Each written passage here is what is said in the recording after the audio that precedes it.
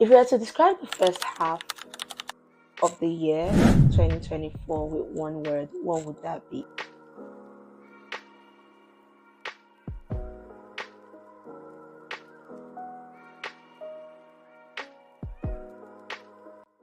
I would say for me, shocking. And I'm not, and this is not me trying to exaggerate my situation or exaggerate what it is that I experienced in the first half of the year, but genuinely, I was shocked. God literally shocked me in different areas of my life. I mean, it's not like I did not plan. I had a plan, right? But I think what was shocking for me was how it played out, basically, especially for my career to other areas of my life. And I'm gonna explain what I mean. So, for example, I mean, I started the year. I had did my first 1 year sportiversary. I even did a video about it. But like a few months later, if not 2 months later, I changed my job, right?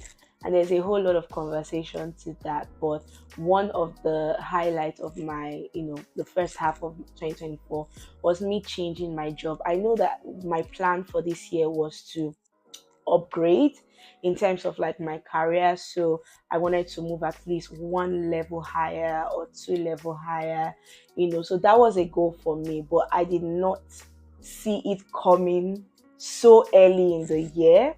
So I moved from Spotify to Busu, and currently I'm at Busu, and I'm going to do a whole video about that. I'm at Busu as a growth product manager, and it's been an amazing experience so far. From the onboarding, I've learned so much. I have so much insight that I want to share with my fellow PMs here, or those that are looking to build a career in product or start a career in product. So yeah, number one, I changed jobs, right? The second thing that happened to me was that I changed houses. So I moved into my own apartment. And guys, whenever I think about this, I am genuinely in awe. Like, because first of all, that was not part of my goal this year. I mean, one of my goal was to, live in a more comfortable space. My previous place was still comfortable. I stayed in a four bed house with my friends and sisters from church. But at the same time, like I had a different vision in my head, and I just wanted something more. I wanted something different. I wanted my own space, and so my the planner in me, and your bank account looking at you, I was like, you know what? I still want to move into my own space, but that's just going to be a 2025 goal. Especially in this London, guys, moving into your own apartment, let's not even go there. That was going to be a 2025 goal. And what I was just going to do is like probably I'll just cut it down from 4 beds to 2 beds, then I'll share with somebody. But as God may have it, guys, I moved into my own apartment, right? Earlier than I had planned. And that was just a big highlight for me as well. So I'm really grateful. I'm really grateful to God for that. Like everything just fell into place. Like I had plans, but the way it played out, like I don't know, very shocking, and I'm really happy.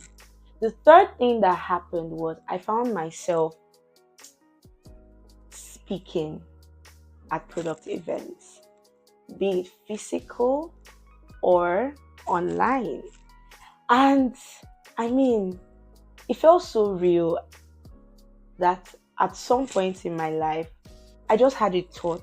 I had this curiosity running through my veins, and I was like, you know what? I want a different career. And I had a vision of what I wanted, and product management really fit into that. And one day I'm just thinking about it. I've not even transitioned yet. And a few years later, I'm at a point in my life, and I'm still growing. I'm at a point in my life where I get to share my story. I get to share my journey, to other people, like inspire people, and also share insight that will help them navigate their own journey. Like that was another highlight for me at the beginning of this year. And just to give you like a bit of hint of a couple of things that I did. First of all, before the whole speaking stuff, I got the opportunity to volunteer at one of the biggest product gathering of product professionals in the world. So I was a volunteer at ProductCon London. I met a lot of amazing people. I worked with a lot of amazing people. It was a it was a huge event. Like, imagine just being in the room with product professionals that you normally see on LinkedIn, or you just admire from afar, and you're literally with them in the same room.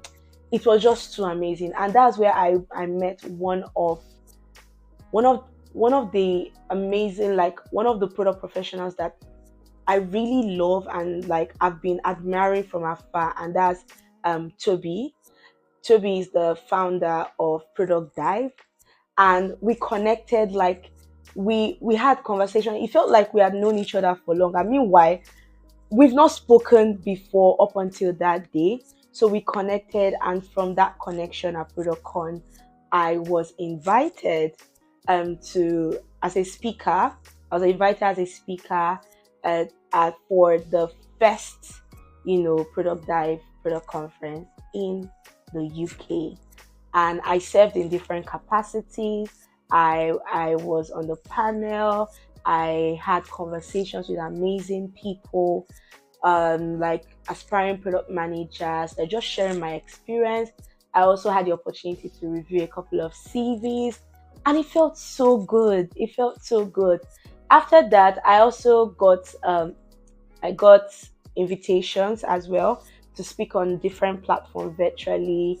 I had the opportunity to speak on the X space. At the same time, also got invited by a tech community, Career X, where I shared, my day to day as a product manager. So my focus was on, your role in a product team. So I shared from view as a product manager, then other, roles within the product team as well. And yeah, guys, there's so much more. Like, but I think if I were to, highlight the different things that happened for me in the first half of 2024, I would say number one, me changing jobs. And not just changing jobs, I actually, like, in terms of levels, to X my level, to X my salary. Like, it's just a thing of joy. And secondly, the second thing for me, I moved apartments. And the third thing is I got invited a lot to speak and share my journey with other aspiring, tech professionals. So that's all about H1. And if you don't know what I'm referring to as H1, I mean, the first half of the year. H1 is like a common term we use in business and we use as product professionals. Hence the title of this video, H1, H2. When you hear that, it's just first half of the year and second half of the year. So now we've spoken about, I've shared with you like what my journey has been like, throughout the first half of 2024. Now, for the second half of 2024, what are my plans? What are my goals? And I feel like I am sharing this, first of all, primarily for me. And because I think documenting things like this really go a long way, because I want to come back at the end of the year and, watch this video and kind of do an assessment of everything I've done this second half and say, okay, yes, baby girl, you did it, you pulled through. At least you did most of the things that you said you were going to do, basically. So this is primarily for me, but if you get inspired in the process, I mean, that's super, that's great. Number one, deliver value. And what does this mean for me? I'm literally, like I said, I changed levels. I am moving from like a junior role to a mid-level role, and that in itself comes with a lot of responsibilities, which I'm really excited about. Responsibilities, exposures, to new ways of working, processes, concepts, ideologies, principles, frameworks, and things like that, especially with the domain that I found myself or the industry I found myself. So this second half, I really want to double down and ensure that I really pull my weight on different aspects on my personal development, yes, but also development of the team that I'm currently working with, and also by extension the business as well, because I'm one person that I am very intentional about driving impact. And so this is something that's going to be a focus for me for the second half. Another thing is also like still on delivering value. If you know me and if you know my brand, I like to say that as a product manager, not just as a product manager, but yes, in this context, as a product manager, I am one to prioritize team excellence. So I am not just known for problem solving. I'm not just known for um pushing out or shipping sustainable product solutions. But at the same time, another aspect to my brand is team excellence. And what does this mean for me? It means that even while working, trying to hit those OKRs and everything, I'm all about, working with my team, finding the best possible ways for us to work, so things around boosting team morale, things around, optimizing workflow to ensure that we are effective and efficient as a team, not just, oh, do this, we want to ship this production. No, something that creating an environment where we are able to be aware consistently of the team, what I'd like to call the health of the team, and ensuring that everybody, we work together, we work as a family. I know that there's always this thing that people like to say, and probably they've experienced it, but I'm yet to experience it. And even though, like, probably I've experienced it, but I just choose to look at it differently. And it's this saying about the people you work with, they are not your family. And I beg to differ, right? I beg to differ. It's been a different experience for me. I mean, there are times where I've probably had one or two issues with colleagues, or obviously I know with the whole trend of layoffs and everything, yes, obviously the business look out for themselves, but primarily any space I enter, anybody that I am privileged, to work with, right? I always consider them as family. Probably not on the level of like biological and way, yeah, but like on a professional level, like there's that relationship that I'm always seeking to build, not just between me and them, but amongst ourselves. So delivering value for me this quarter, or not this quarter, this second half, would be on a product level, on a people level, which is the team, and processes, which is how we work together. Number two, upskilling, right? I am always, emphasizing the need for you to prioritize your personal development, especially as a product manager. Because again, back to the fact that we get so caught up with a lot, we do a lot on a normal day. Actually, we do a lot on a normal day. I mean, my week so far, like as of the time I'm recording this, has been so draining. It has been overwhelming. It has been productive, right? But at the same time, there's every possibility that in the midst of all these things, right, you lose sight of your personal development. So one thing I want to be very intentional about in this second half in H2 is upskilling, right? And upskilling would mean you plan out what exactly it is you want to develop. So I find a lot of people take so many courses. So upskilling for me basically means, assessing my current skills. Okay, where are the gaps? And based on those gaps, not just randomly picking courses, don't not randomly, watching things, like intentionally mapping out, if it's on a course level, what are the courses I want to take this half, right? It doesn't have to be 5 courses, right? You doing your due diligence, doing your research, and finding that one course or two. I know it's easier said than done, but finding that course that really hits the nail on the head and saying, okay, I'm going to take this course, I'm going to see it through the end. If this is the only course I'm going to do, it's going to do the job and I'm going to grow in this area, right? Another aspect to upskilling that I want to do is I want to actually take professional certifications. I'll start very small. I think one I have in mind is Scrum Master, but there's another one as well. But the reason why I've chosen to do this now, if you know me, I'm not really that crazy about certificates. I see certificates, as something that helps boost credibility, but at the same time, I've seen people have certificates, and when it comes to showing work, like show working, it's not showing. Do you understand? So I love balance, right? If it's not just about getting the certificate, can you do the work, right? Or are you willing to do the work? So that's why even when I started my product management career, like I tell people that I didn't get any professional certification, like where people, I mean, if it works for you, please do so. I'm not saying you should do like follow my own flow or structure, right? But I'm just telling you what has worked for me.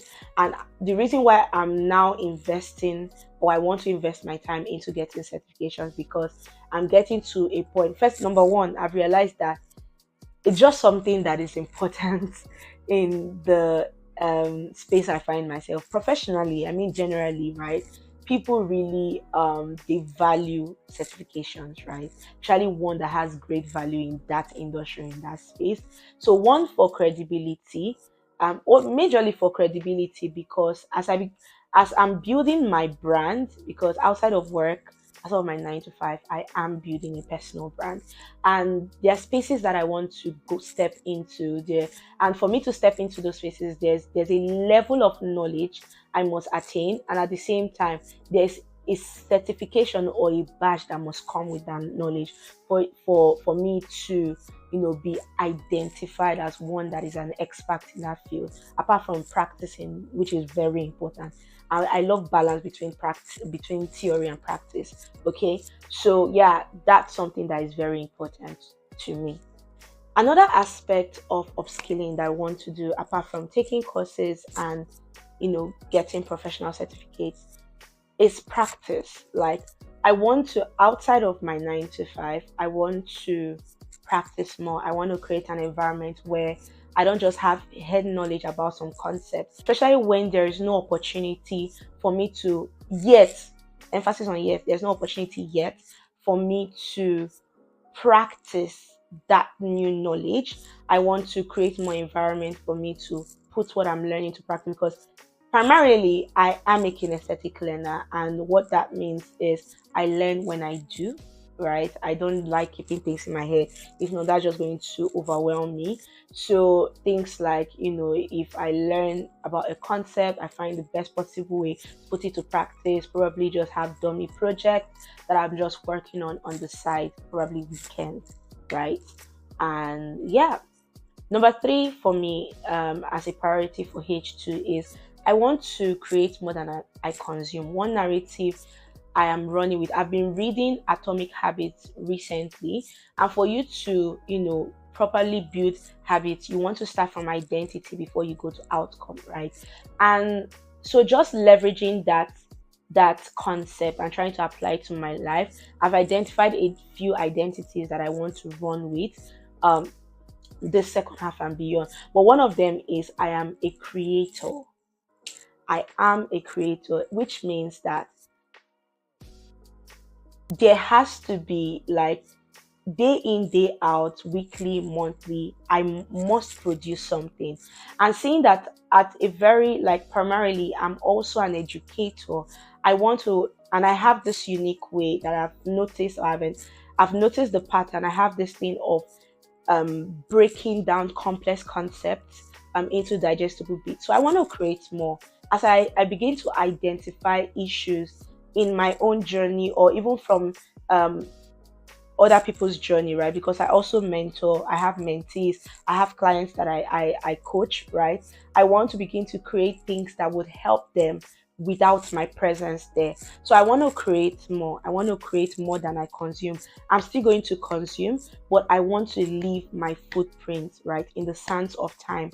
And if it means me doing that in this, like on these digital platforms, I will do that. And it's not even for popularity. If you know me, it's not even about fame. It's about, I have this thing where I always say that I don't want anybody to go through the challenges I went through, especially as it pertains my career. for my journey. So if there's something that I've unlocked, if there's an insight that would help someone coming up so they don't have to spend as much time that I spent, to really understand that thing, I mean, why not? Like, create something, help them out. I don't want you to have to go through what I had to go through, right? So create more than I consume. That's a focus, and that means hopefully, not hopefully, you'll be seeing me more on YouTube for a start, so that I'm consistent. I'm looking at least once a month. I know I said that at the beginning of the year, but I'm putting structures in place to make sure that is possible. So at least once a month. But if you see me twice a month, as time goes on, see it like a little gift from me. Then there is also Instagram. So please, if you're not yet following me on Instagram, my Instagram handle is at product.sis. And also, I opened a newsletter recently. So for those times where I just have some things to share in passing, and I can't sit down to record a video like this for YouTube or even for Instagram, I would advise that you subscribe to my newsletter. It's the Products Inner Circle. So I want you to join the community so we can learn from each other. And there I can address specific concerns that product professionals have, or aspiring product professionals have as well.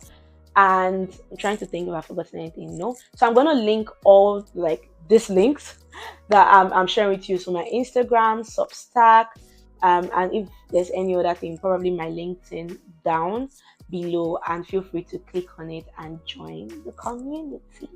Another aspect to creating more than I consume that I want to also do in this second half is I want to help more people in the product space. I want to help more aspiring product managers, help them design their career path, help them own their narrative, help them, unlock things that would be very valuable to them on their journey. And so, if you go to, I'm also going to link it down below. If probably you want to work with me, or you want us to work together to help you navigate your career, it could be on a clarity level. I have a clarity call that clarity call service that you can always book a call with me, and it's for those that are not exactly clear if product management is for them, or they are sure product management for them, but they are not sure how to map out their journey, especially if they are transitioning from an existing career path to product. So the clarity session is for you. Then I also have another coaching aspect to it for those that need accountability and structure as they navigate their journey in product management. I want to do more masterclasses. I want to, create workshops, virtual and physical, to address specific topics and specific concepts. So this is why you need to be a part of the community, especially the Substack one. So you need to subscribe. So once that comes up, you'll be the first to know. And also want to create a community, like beyond the virtual space, like even virtually, like looking forward to launching Products Inner Circle, and more information on that probably in H1 2025. Great. The next one on my list is build relationships.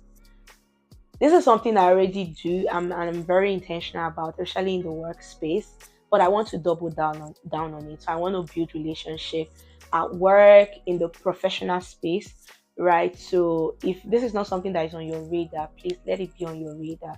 You need people, and people need you as well.